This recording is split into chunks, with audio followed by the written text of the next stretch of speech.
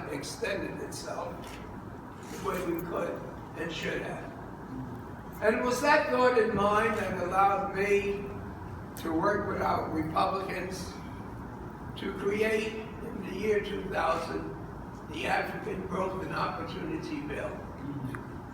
This bill opened for the first time economic ties to a country that time had come, with resources and the ability to make such a contribution to the world, but for herself to enjoy what had been denied for centuries to her.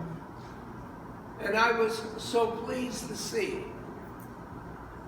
how our country and our Congress was able to respond to Africa in a way that they had with no other trade bill, realizing that the developing countries, that we were not just doing it for them, but was an opportunity for America to be a part of building up instead of tearing down, to go into partnership and at the same time create an economy that was good for the developing countries and good for the United States of America.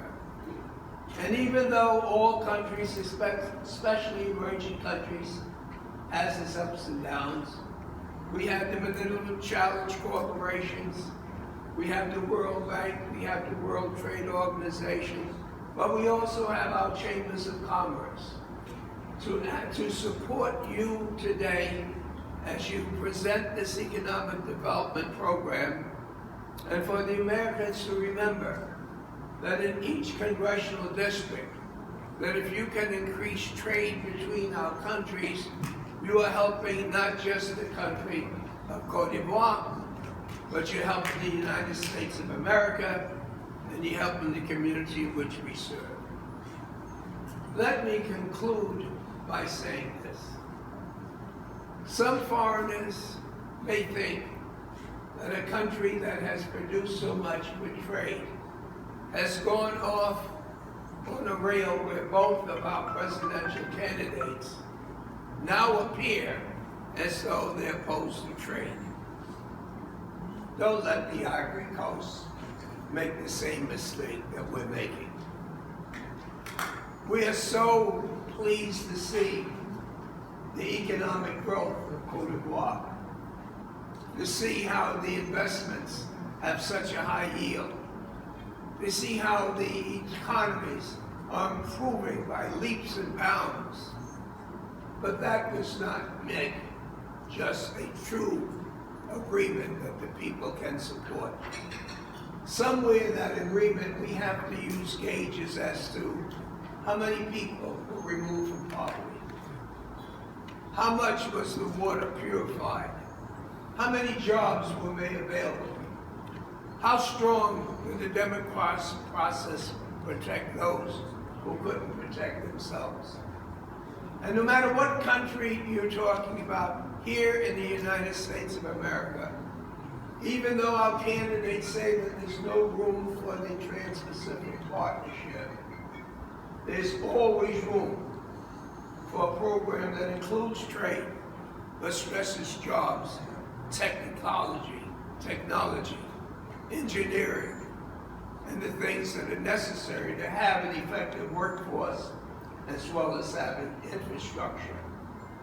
And it's only when the people truly believe that they are part of that progress can we say that we have, as a people, black or white, on the African continent or North America, can the people come together and say that we all have enjoyed an American life. For those of you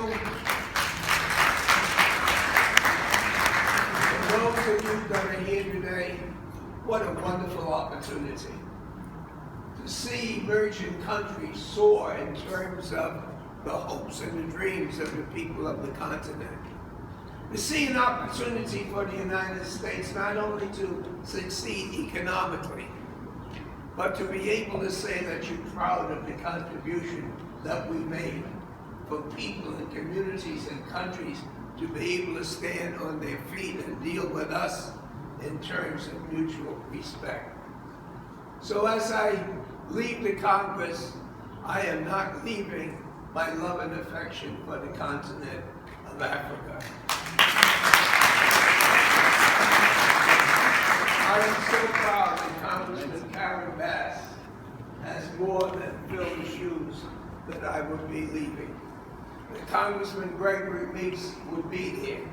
Then instead of the 13 members of the Congressional Black Caucus, that you'll be able to share your visions with 46 members of the Congressional Black Caucus. And to know at the end of the day that meeting here, sharing ideas and ideals, that we can come with agreements that not only we are proud of, but our children and our children's children. So have a wonderful, productive day. Give my very, very best regards to the Prime Minister. Let me thank your distinguished ambassador for the contribution that he is making. And all I can say is merci beaucoup for.